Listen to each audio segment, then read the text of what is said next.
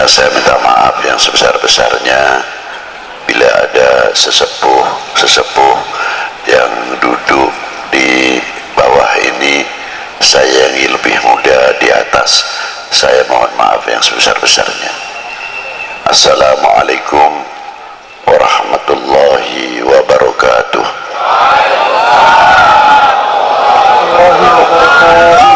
Alhamdulillahil awwalu bila ibtida wal akhiru bila intiha, jami'us sifatil ulya wal izzati wal kibriya, wassalatu wassalamu ala imami ahli sofai wal wafa, utbil anbiya wal awliya, sayyidina wa maulana Muhammadin khairid dawa likulli saqamin wada, rahmatan wa shifa fi sirri wal jila, wa ala alihi wa sahbihi ma damatil ard was sama. Amma ba'du. Ayyuhas sadatinal a'izza al fudala, yang saya banggakan dan yang wajib saya cintai, saya hormati para sesepuh, bini sepuh, para alim ulama, para ajengan, hapunten anu seueur bising sing abdi henteu tiasa nganebatkeun salah hijina, lain kurang ngahormatan atau kurang mahabbah tisim kuring. Yang saya hormati Bapak Kapolda Banten, Bapak Wakapolda Banten, jajaran Kapolres, dan yang saya hormati Bapak Danrem berapa Pak? 064 beserta para bapak-bapak dandim, dan yang saya hormati Bapak Ketua MUI, DPRD, tokoh-tokoh masyarakat, tokoh-tokoh agama, dan yang saya hormati bapak-bapak dari instansi pemerintahan, sipil, TNI, Polri, yang selalu kami banggakan, bapak-bapak Muspika, Pak Camat, Pak Danramil, Pak Kapolsek beserta jajarannya, bapak-bapak Bupati, maaf, Wakil Bupati atau yang mewakilinya, panitia penyelenggara dalam rangka Banten berselawat, hadirin wal hadirat rahimakumullah. Saya tuh sebetulnya sudah aras-arasen cak Sunda mameureun hati teh teu geunah bade dongkap ke Banten. Punten wae bising Sundana kasar sebab abdi teh urang Pekalongan. Jadi bising aya nu salah-salah nyahampunten we ka abdi. Ulah kirang-kirang.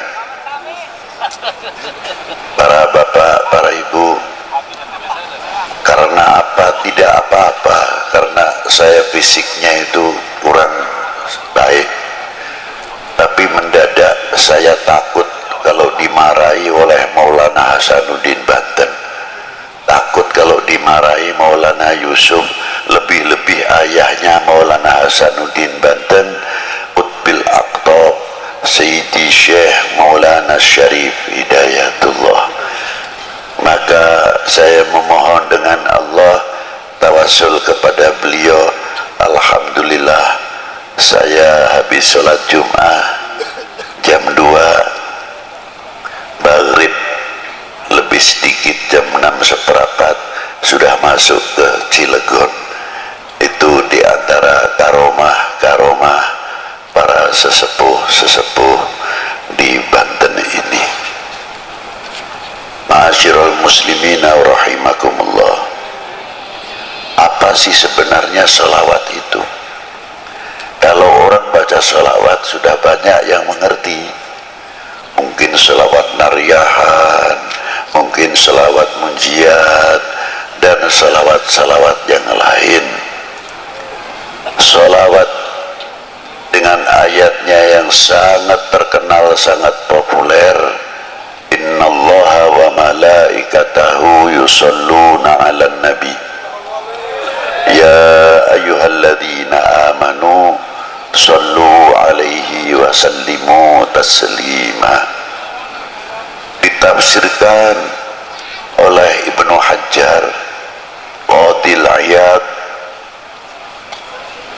dalam kitabnya Asy-Syifa yang dikumpulkan oleh Sayyidi Syekh Muhammad Yusuf atau Sayyid Yusuf An-Nabhani di dalam kitab Sa'adatud Darain.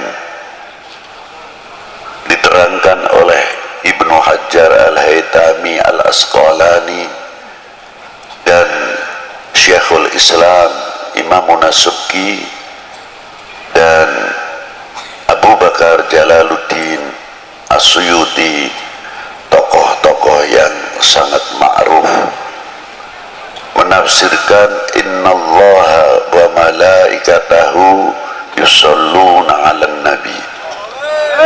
Salawatnya Allah kepada baginda Nabi khususiyah,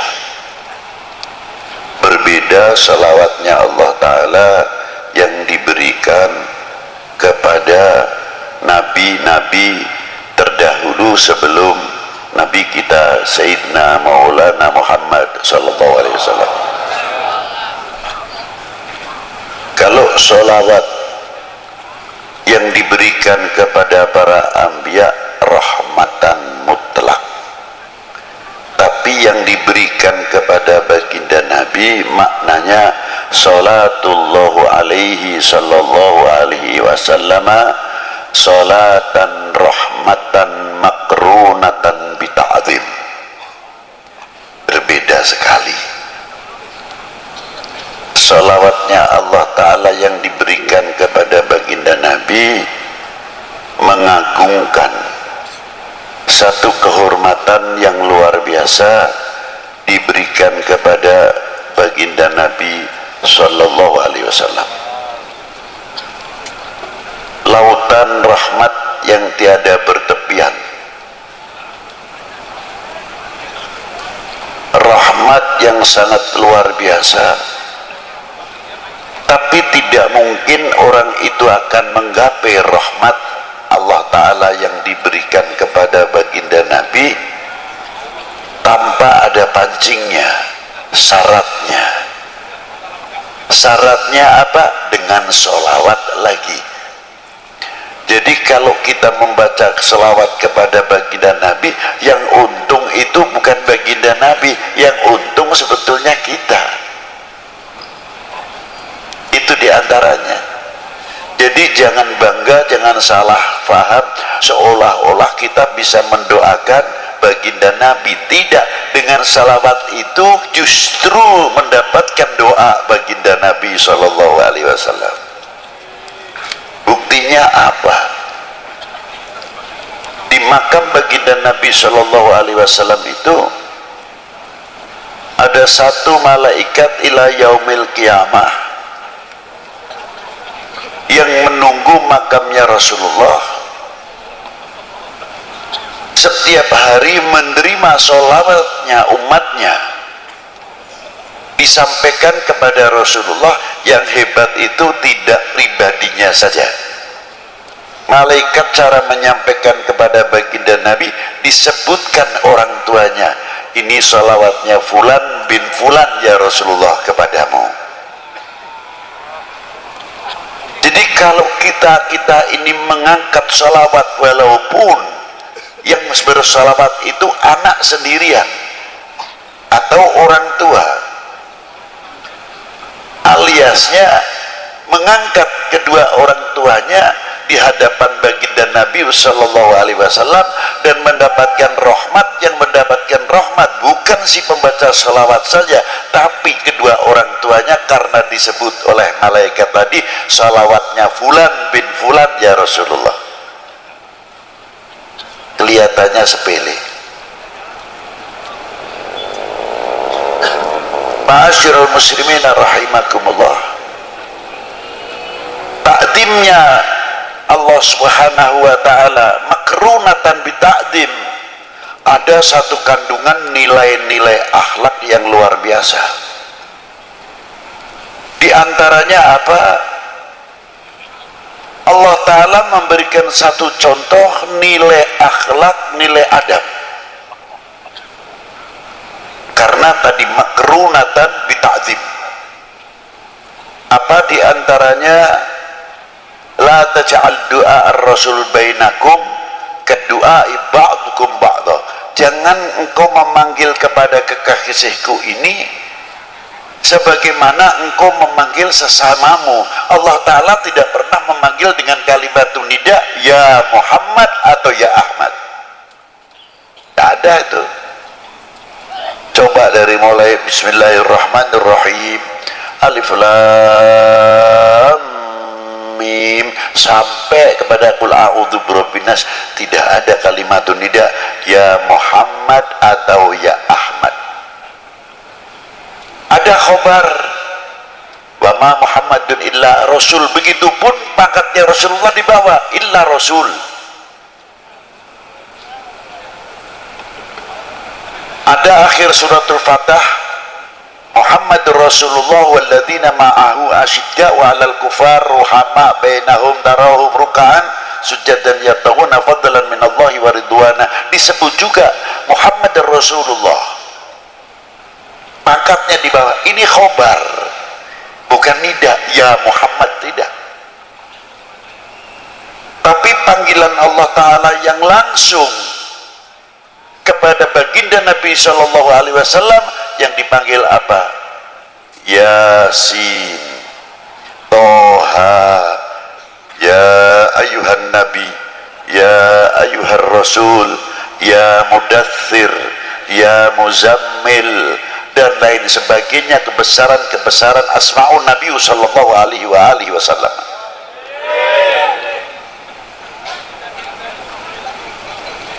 Itu diantaranya.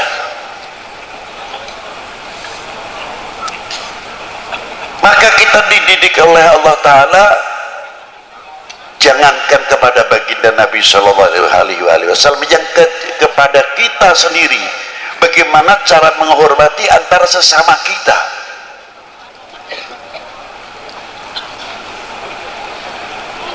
Ada bapak kepala desa, kita tahu namanya si A, umurnya jauh lebih tua saya, tapi beliau sudah mendapatkan kepercayaan oleh orang sedesa menjadi bapak kepala desa. Kalau saya tidak memberikan contoh yang baik, walaupun beliau lebih muda, umpamanya namanya si Fulan, kita harus menyebut Bapak Fulan mau kemana, Bapak Fulan dari mana. Inilah nilai-nilai akhlak. Kalau sudah kita saling menghormati, orang awam akan bertanya, akan berbicara, tuh ajengan yang begitu sepuh saja, tuh Habib yang begitu sepuh saja menghormati kepada kepala desanya, padahal kepala desanya pantasnya anaknya, tapi begitu hormatnya. Inilah meningkatkan kewibawaan daripada nama desa itu sendiri. Tapi kalau kita sudah memanggilnya Fulan mau ke mana, Fulan badai ke mana, atau badai tindak pundi, apa ngendi, dan sebagainya, secara tidak langsung menjatuhkan kewibawaan pimpinan-pimpinan yang ada di dalam desa itu, walaupun dalam sekup yang kecil. Itu hebatnya. Maka Allah Ta'ala selalu memberikan bimbingan, tuntunan terus kepada umat baginda Nabi sallallahu alaihi wasallam. Ini contoh yang luar biasa.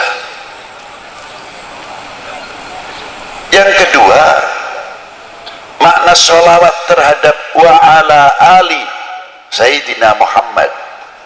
Ini pertama kali turun ayat innallaha wa malaikatahu yusalluna 'alan nabi ya ayyuhalladzina amanu shallu 'alaihi wa sallimu taslima.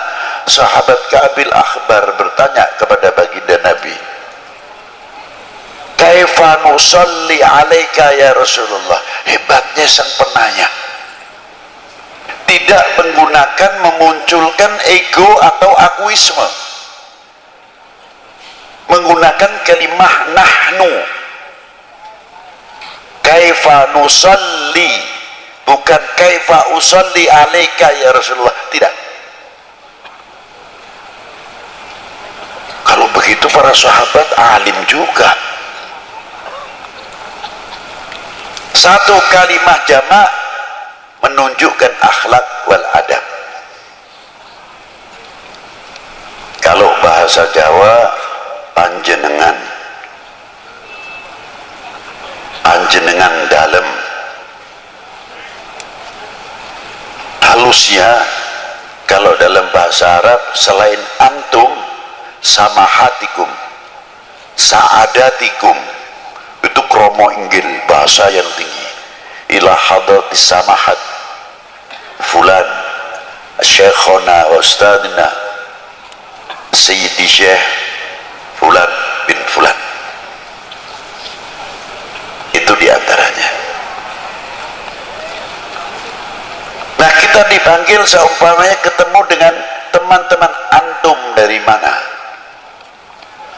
Bukan ente sing ngendi nggih, bukan, tapi antum dari mana. Ini halus. Kalimah panggilan antum akan berdampak yang hebat kepada ikhwanuna wa asgharina, kepada anak-anak, sebab menggunakan kalimah antum. Yang kedua, menggunakan kalimah nahnu mutawadhi'an, untuk menunjukkan ketawaduan. Seseorang tidak pernah menggunakan ana. Ana ini bisa digunakan tertentu, tapi kalau ahlul akhlak wal adab bahkan menyebutkan al-faqir indallah, bukan indanas. Sebab ada menggunakan kalimat al-faqir bisa untuk mengundang pangkat alim. Sebabnya apa? Rata-rata orang alim biasanya menyebutkan dirinya al-faqir. Maka dari itu supaya saya dipanggil alim, maka menyebut diri saya al-faqir supaya dipanggil alim. Nah itulah, itu kita ketipu dengan dirinya sendiri. Padahal yang dimaksud di sini al-faqir indallah. Al-faqir indallah. Itulah sahabat Ka'ab dengan rendah dirinya di hadapan sang maha guru, ialah baginda Nabi sallallahu alaihi wasallam. Kaifa nusalli alaika ya Rasulullah. Mengapa menggunakan kaifah alaika bukan alaikum? Di sini menggunakan mukhatab istighdhariyah. Seperti pada waktu kita sholat, at-tahiyyatul mubarakatus salawatut thayyibatul lillah. Assalamu alaika, ketika mengucapkan assalamu alaika seolah-olah kita berhadapan dengan baginda Nabi sallallahu alaihi wasallam. Ini disebut mukhatab istighdhariyah. Kalau orang sudah terlatih dengan istighdhariyah al-mukhatab, lama-lama karena kita sering menghadap kepada Rasulullah, kita akan merasa dilihat oleh Rasulullah SAW, dan kita akan banyak bercermin kepada baginda Nabi SAW, bercermin tutur kata kita, bercermin pandangan kita, bercermin wawasan kita. Jauh bercermin telinga kita sampai mata, telinga, mulut, sebagaimana kita menghasilkan karya wudhu. Karya wudhu yang telah melahirkan dan menyentuh, mencapai batiniah. Wudhunya bukan untuk zahiriah saja.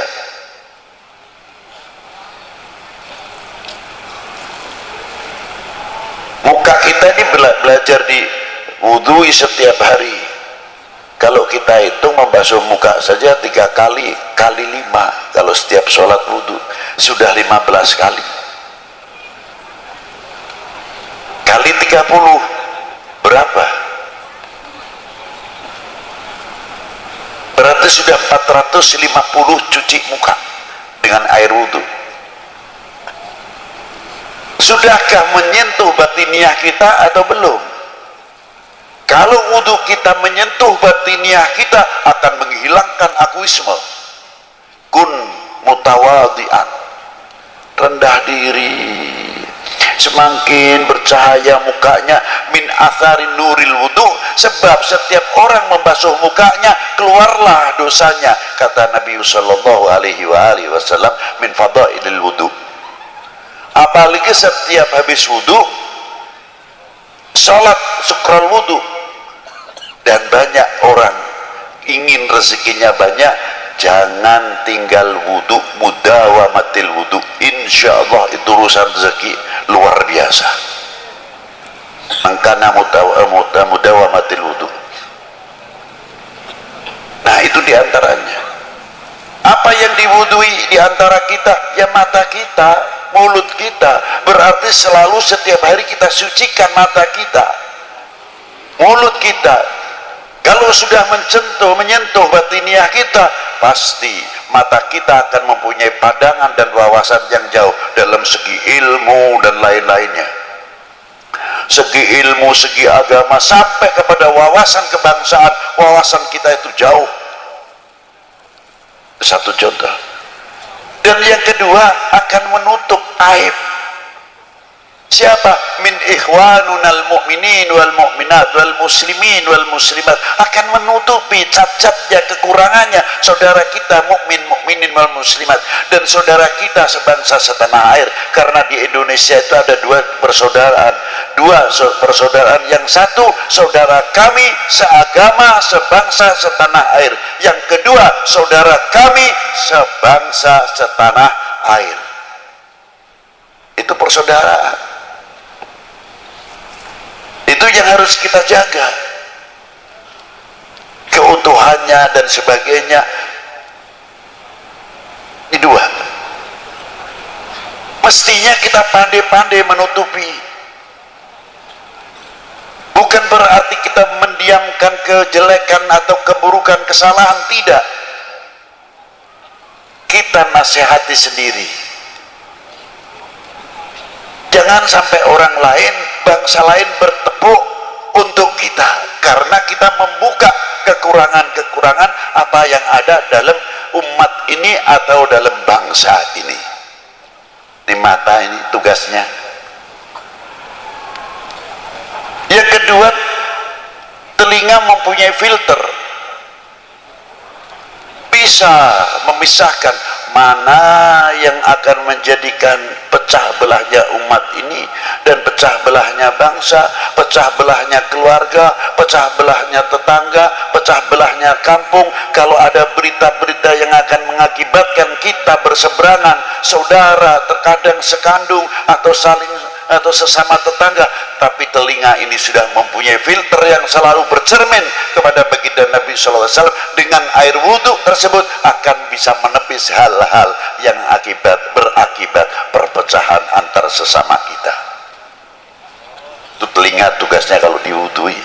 Tutur kata kita juga bagian yang diwudhui, pasti insya Allah akan banyak meniru bagaimana tutur kata baginda Nabi SAW. Satu contoh aja yang ringan, Pak. Kalau kita makan saking asyiknya,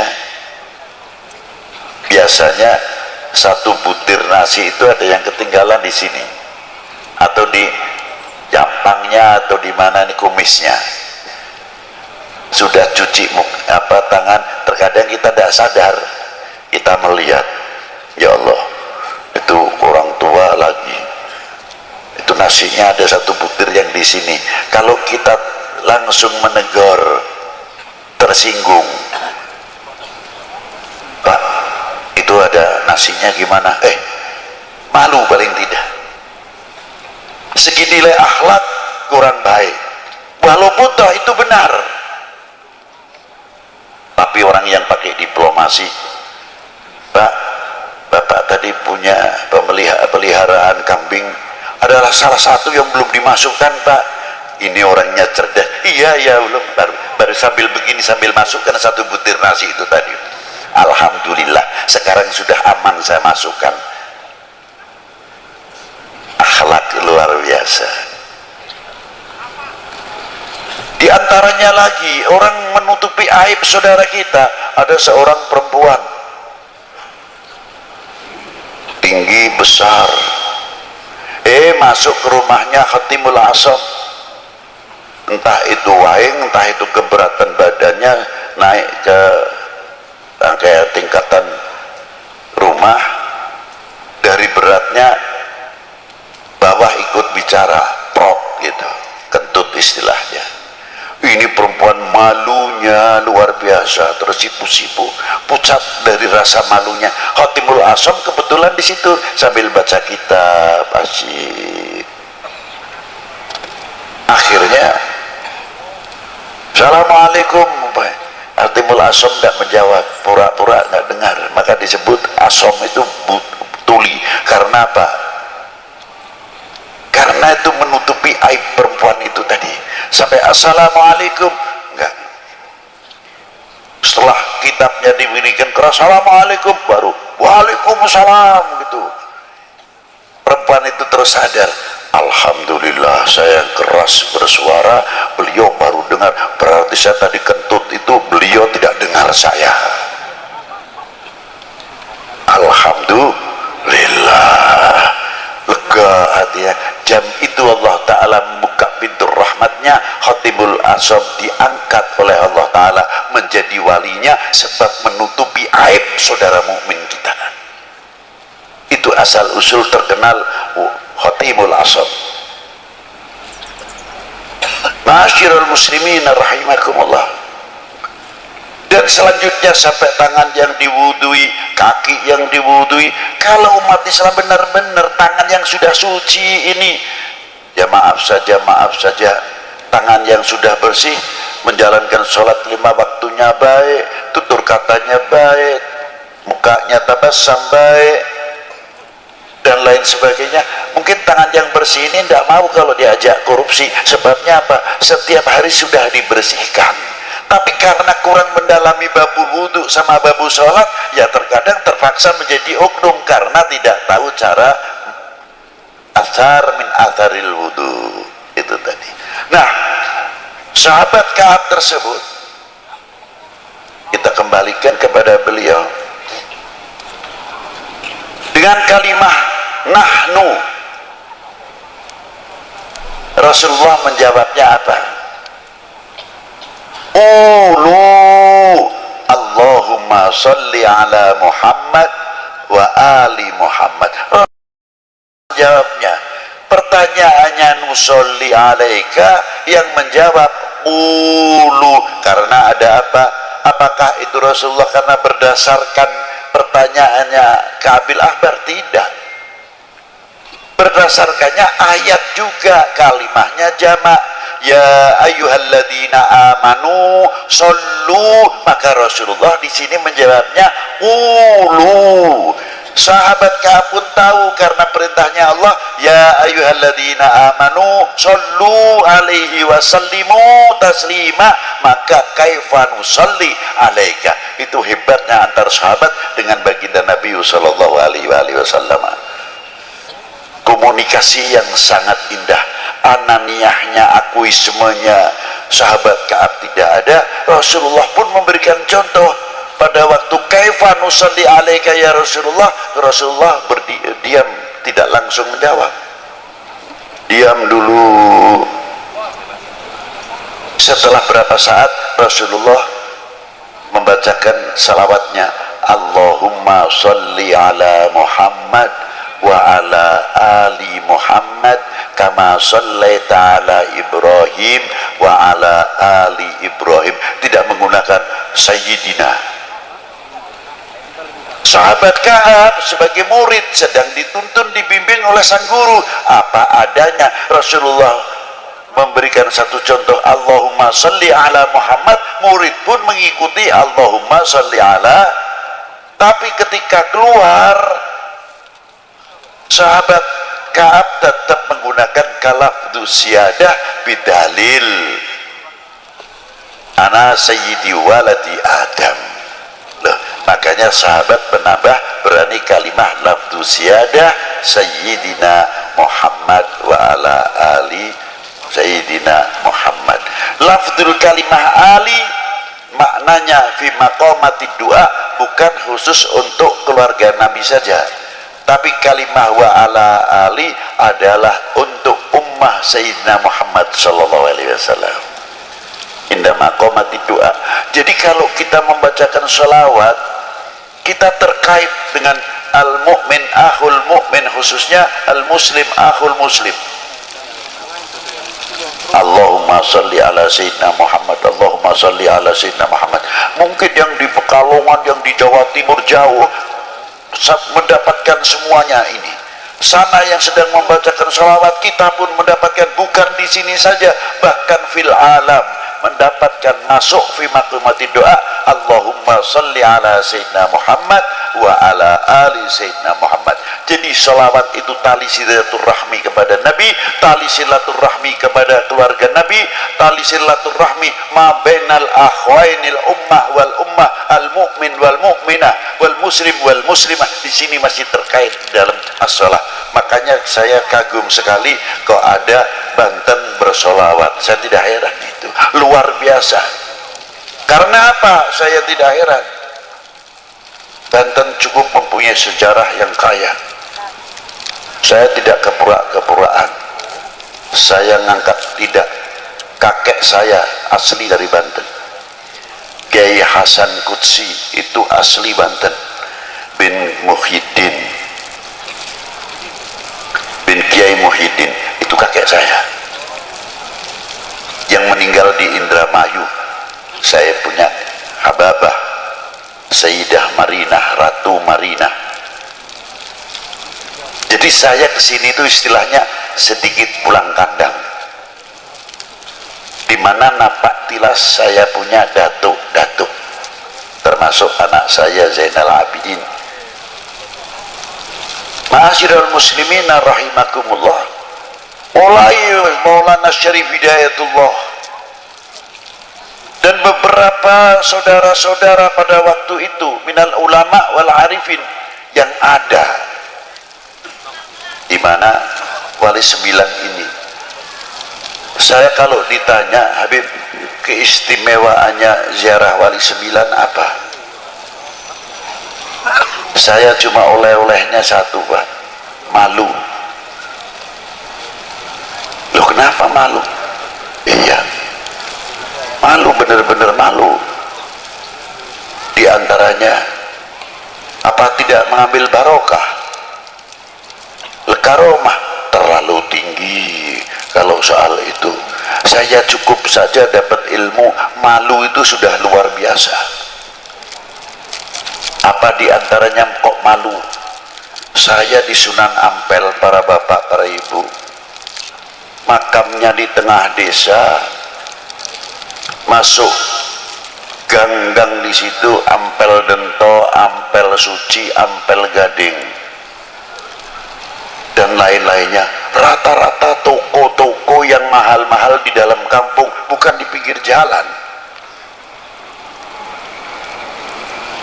Ternyata menunggu, menghormat tamunya Kanjeng Sunan Ampel yang satu hari tidak lepas 100 bis, apalagi kalau Jumat Kliwon atau Jumat Legi di sana, ratusan bis yang datang.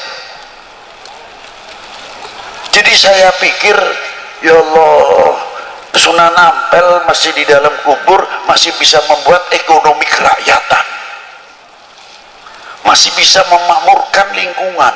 Coba kalau tidak ada Sunan Ampel, mana mungkin orang akan datang. Paling ziarah ke masjid kuno selesai.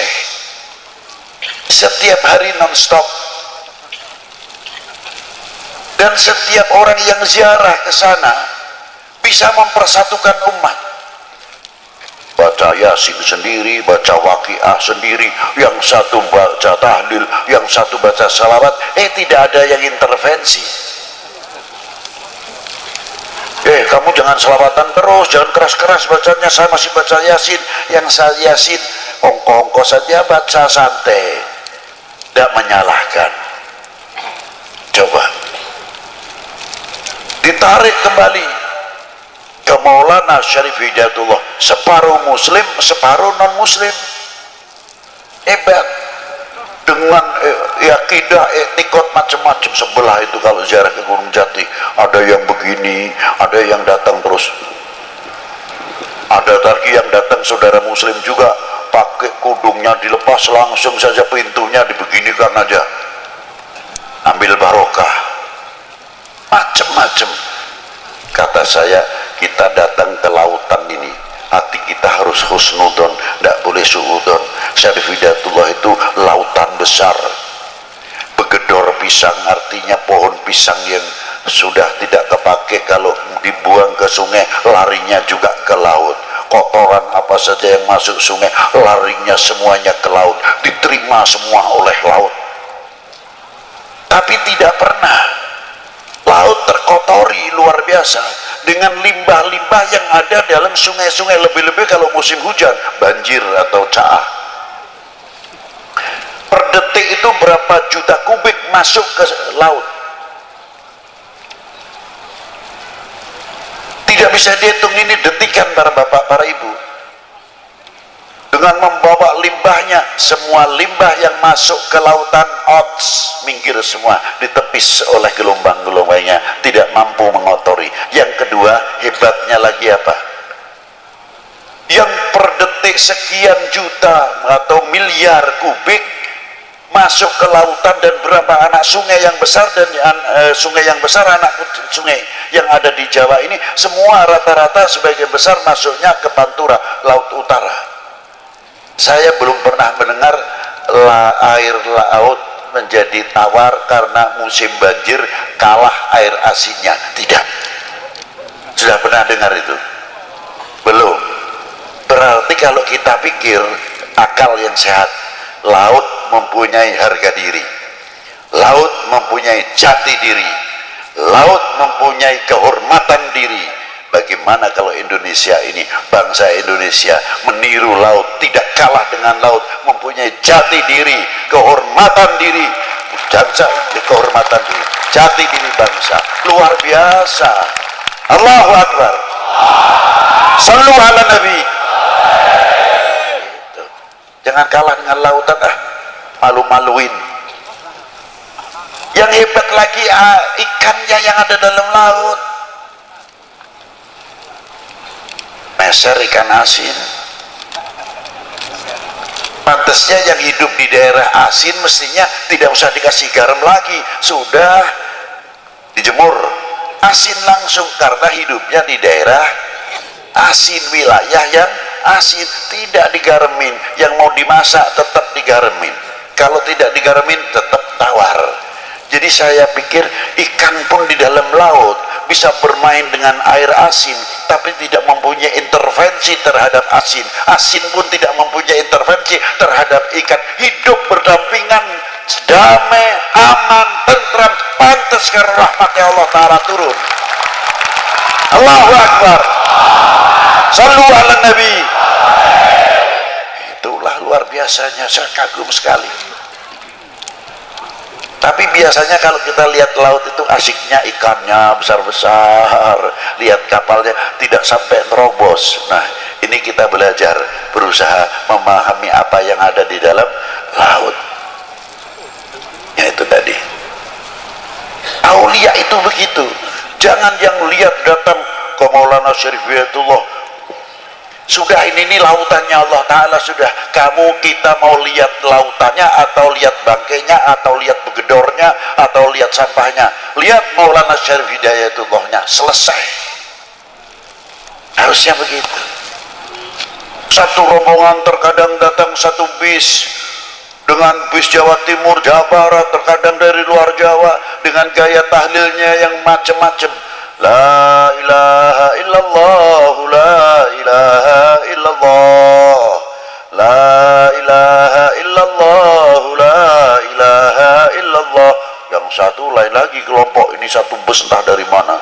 Kalau tahlil berat Pak, di dada ini illallah, la ilaha illallah, la ilaha illallah. Yang belakang kelompok lain lagi illallah, la ilaha illallah, la ilaha illallah. Yang belakang lagi lebih ngebut illallah, la ilaha illallah, la ilaha illallah. Yang belakang lagi Allah.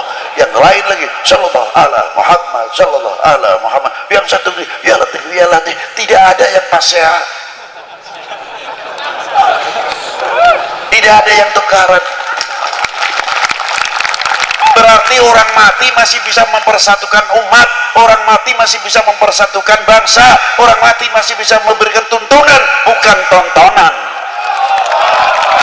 Allah, Allah, Allah, sallu ala Nabi. Luar biasa. Maka saya malu kalau lihat Syarif Hidayatullah. Seumpamanya saya ceritakan, yang satu zikirnya la ilaha illallah, la ilaha illallah. Yang satu illallah. Kang, jangan begitu nih, dada saya sesek Kang. Biasa saja tahlilnya, biasa seperti saya. Kata rombongan ini, saya itu mantepnya begini, sampai nongkong kowai tulan dirunuru. Yang sebelahnya satu rombongan lagi yang tahlilnya illallah, la ilaha illallah, la ilaha illallah. Tapi matanya ke sana ke sini, lihat ini dua rombongan pasean. Illallah, la ilaha illallah, la ilaha illallah. Ini ada lagi. Rupanya yang ini tersinggung juga. Lu lagi ribut, kita masih begini, ente sing tambah ngebut, katanya ngebut. Lo kalau saya tidak ngebut, mana mungkin saya dapat banyak. Nah itu. Enggak lama datang orang gede untung besar, pakainya speaker ini dikempit begini kan. Saya kira ini, aduh, jangan-jangan suaranya orang sudah tinggi begitu tuh, top dah suaranya. Aduh, saya menyingkir aja dulu lah daripada kena suaranya speakernya, sebab orangnya begitu tinggi. Saya kira suaranya sama dengan tingginya. Enggak tahu, ila hadratin Nabil Mustafa Sayyidina Muhammadin sallallahu alaihi wasallam, al-Fatihah. Ada lagi ini namanya pengalaman ziarah di Maulana Syarif Hidayatullah, dan di mana-mana asik juga saya pikir gitu. Komplit. Subhanallah, di lingkungannya pasaran, ekonomi kerakyatan terbangun. Maka saya bertanya, saya pernah berbuat apa untuk umat ini? Saya pernah berbuat apa untuk umat ini? Saya telah mengisi apa tinggalan Rasulullah SAW? Beliau luar biasa, Maulana Syarif Hidayatullah, wali ibnul wali wa ibnul wali ibnul wali. Sibtun Nabi SAW, Maulana Syarif Hidayatullah bin Imaduddin Abdullah bin Ali Nurul Alam bin Jamaluddin Husain bin Ahmad Syah Jalal bin Abdullah Utmat Khan bin Amir Abdul Malik bin Alwi bin Manfagi bin Muhammad Said Marbat bin Ali Khalid Qasam bin Alwi bin Muhammad bin Alwi bin Ubaidillah bin Ahmad Al-Muhajir bin Isa An-Nagi bin Muhammad Al-Nagi bin Ali Al-Uraidi bin Ja'far Sadiq bin Muhammad Al-Baqir bin Ali Zainal Abidin bin Husain Sibti bin Ali bin Abi Talib wa bin Fatimah Zahra al-Batul binti Rasulillah sallallahu alaihi wasallam Rasul. Faqala Nabi sallallahu alaihi wasallam, ahli baiti kama tali safinatin Nuh, anak cucuku bagikan perahunya Nabi Allah Nuh. Alhamdulillah, Banten mempunyai Safinatun Nuh. Man rokibaha najah, barang siapa menaikinya selamat. Sebab Safinatun Nuh, siapa beliau? Maulana Hasanuddin bin Syarif Hidayatullah wa Muhammad Yusuf bin Hasanuddin Al-Bantani bin Maulana Syarif Hidayatullah. Tubahlah, beruntunglah kalian mempunyai paku di negeri ini. Tidak cukup di Banten saja. Ada seseorang wali besar ziarah ke Maulana Syarif Hidayatullah, namanya Al-Habib Alwi bin Muhammad bin Tahir Al-Haddad. Ketika ziarah ke Maulana Syarif, kaifa halukum ya Syarif Hidayatullah, apa kabar, bagaimana antum di sini di Indonesia ini? Ana hami fil Jawa, saya adalah pelindungnya di Jawa ini. Ketika Syed Habib Alwi ziarah ke Maulana Syed Ibrahim Bonang, kaifa halukum ya Syed Muhsinan Bonang, apa kata Syarif Maulana Syarif Hidayatullah? Beliau hami fil Jawa wa ana nadiruha.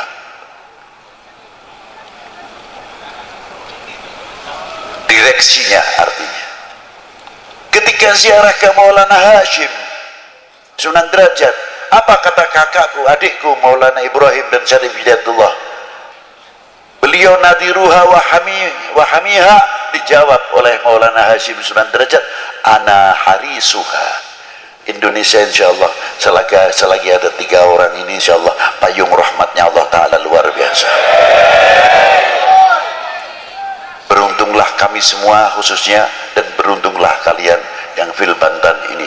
Semoga dengan sholawat Nabi itu tadi menjadi mercusuar dan yang luar biasa, kita menjadi contoh penyejuk, kita menjadi contoh perekat sebagaimana yang dicontohi oleh Maulana Hasanuddin Banten. Mungkin kalau kita mencontoh Syarif Hidayatullah terlalu jauh, kita contoh Maulana Hasanuddin Banten.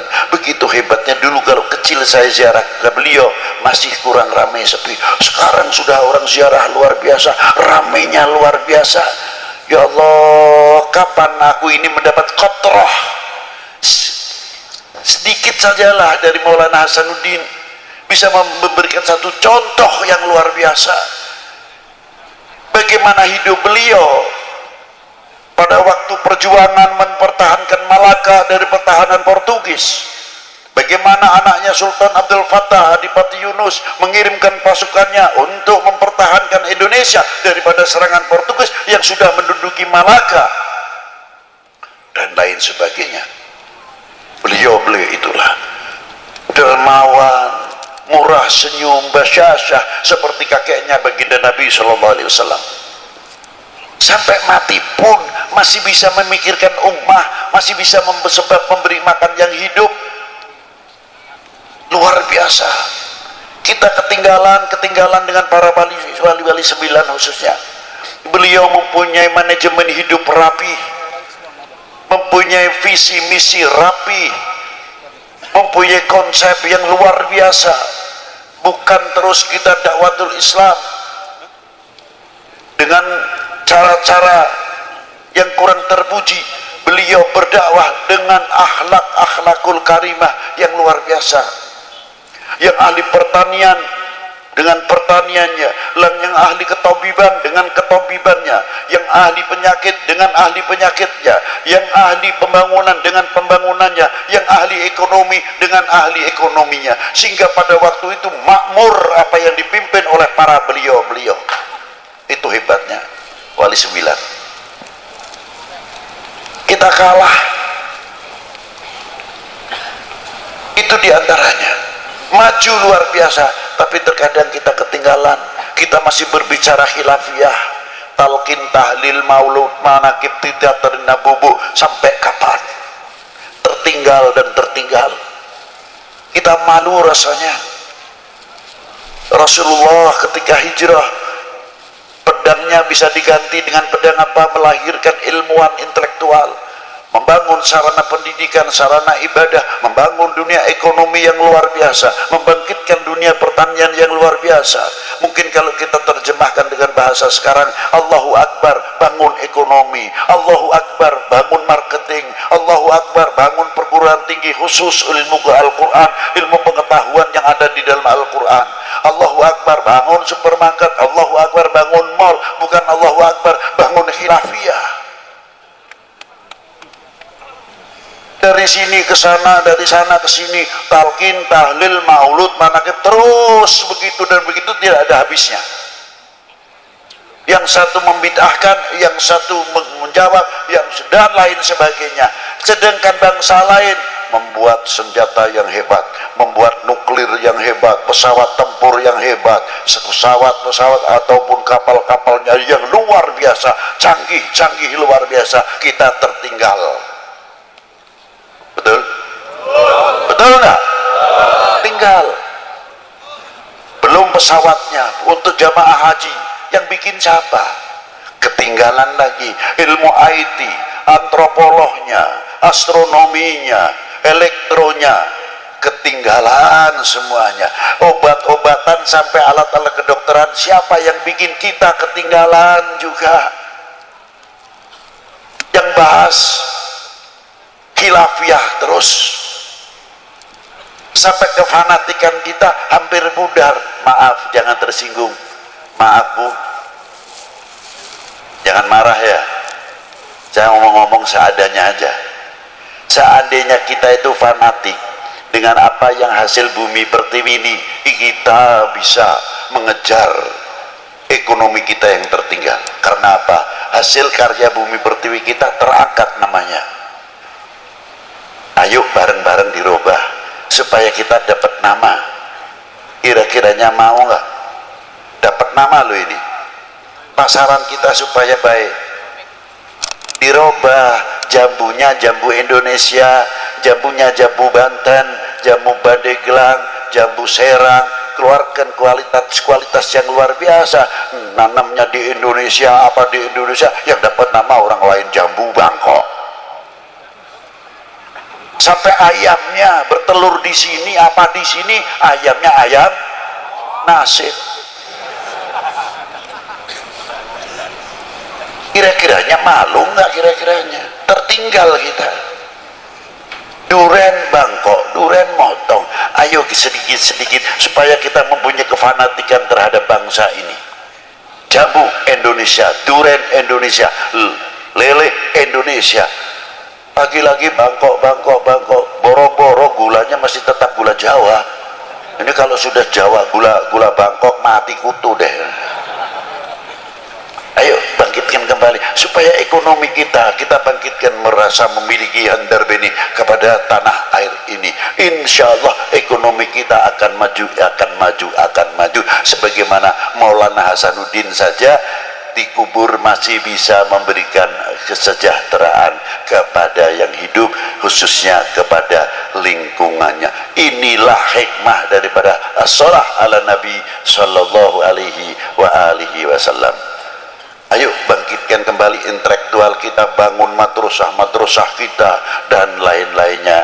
Semoga dengan barokah para aulia yang ada di negeri ini, kita diberi barokah umurnya, barokah rezekinya, barokah pertaniannya, barokah lain-lainnya dan lain-lainnya. Dan kita menjadi umat tidak akan memalukan para sesepuh kita. Kita jadi umat tidak akan memalukan para guru kita. Kita menjadi umat tidak akan memalukan kedua orang tua kita di hadapan Allah Subhanahu wa taala. Belajarlah menjadi orang yang mengerti terima kasih kepada kedua orang tua kita. Seandainya gunung yang paling terbesar di sini umpamanya Gunung Krakatau atau Gunung Karang dijadikan emas untuk membalas jasanya kedua orang tua kita dan guru kita, belum apa-apa. Jangan dikira kita sudah begini, anak-anak kita di pesantren, di madrasah asyik, tapi kita berpikir bagaimana nasib orang tua kita di dalam dunia pertanian dan ekonominya. Terkadang jam 3 malam sudah bangun, membawa doplaknya, dia isi sayuran, isi sampo dan lain-lainnya, dibawa ke pasar. pasar hawanya dingin, yang kalau musim dingin, yang musim hujan, yang musim panas. Demi siapa? Demi anak-anaknya yang di dalam pesantren, yang di dalam madrasah dan lain sebagainya. Mestinya kita malu kepada para beliau.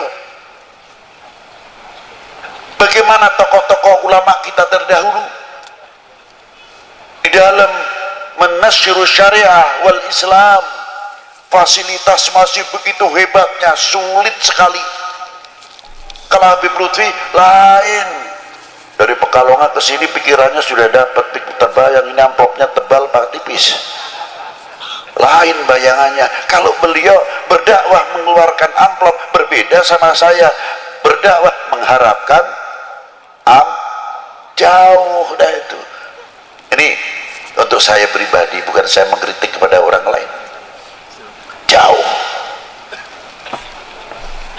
Itulah. Maka kiai-kiai ulama-ulama dahulu rata-rata benghar, kaya, luar biasa. Sebabnya apa? Santrinya banyak, tidak bawa ongkos, digembleng, dibina oleh para ajengan-ajengan kita, sampai menjadi penerus-penerus ulama-ulama yang luar biasa, santri-santri yang luar biasa. Dan Banten cukup melahirkan kitabnya yang belum tercetak saja masih 400 kitab lebih taklif dari Kiai Nawawi Al-Bantani. Itu Banten. Belum Syekh Abdul Karim, Mursyidut Thariqah Qadiriyah, dari Syekh Ahmad Khatib Sambas sampai ke atas.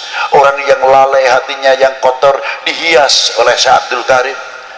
Ala bidzikrillahi tatmainnul qulub.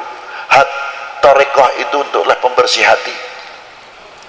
Sebab tempatnya takabur di sini, sebab tempatnya riya di sini, sebab riya tempatnya hasud di sini, dan segala-gala penyakit hati sampai penyakit ghaflah, lalai kepada Allah Subhanahu wa taala, sumbernya dari sini, yang memancar kepada otaknya, matanya, telinganya, sehingga kita menjadi orang yang lalai kepada Allah Subhanahu wa taala. Dibersihkan dengan pelantara Syekh Abdul Karim Al-Bantani melalui thariqah ala bidzikrillah tatmainnul qulub.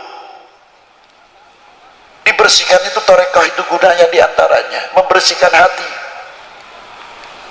terutama daripada lalai. Kalau kita sedang mengucapkan la ilaha illallah, merasa didengar, dilihat oleh Allah Ta'ala, merasa diperhatikan oleh baginda Nabi Sallallahu Alaihi Wasallam. Artinya kita sambil bercermin la ilaha illallah, selalu kita robitoh kepada guru-guru kita sampai mampu robitoh kepada baginda Nabi Sallallahu Alaihi Wasallam. Kalau kita bisa mengamalkan itu, aman luar biasa. Karena apa? Kita selalu merasa didengar, dilihat oleh Allah Subhanahu wa Ta'ala. Mau berbuat maksiat malu, mau ngomongin orang malu, mau nyaci maki orang malu, mau nyacat orang malu, karena kita selalu dilihat oleh Subhanahu wa Ta'ala. Itulah diantara pentingnya thariqah. Semoga kita dimasukkan golongan min ahli la ilaha illallah Sayyidina Muhammad Rasulullah Sallallahu Alaihi Wasallam. Demikian yang saya bisa sampaikan. Saya tidak bisa panjang lebar, tapi saya hanya bisa berdoa, semoga majelis ini, saya minta sama Allah Ta'ala tawasul kepada baginda Nabi SAW. Ya Rasulullah, ini tawasul bika, kita mohon kepadamu ya Allah dengan tawasul kepada kekasihmu, semoga majelis ini sampai majelis dunia wa akhirah bisa duduk bersama Rasulullah SAW. Allahumma. Itulah yang bisa saya sampaikan, kurang lebihnya wal afu minkum. Wassalamualaikum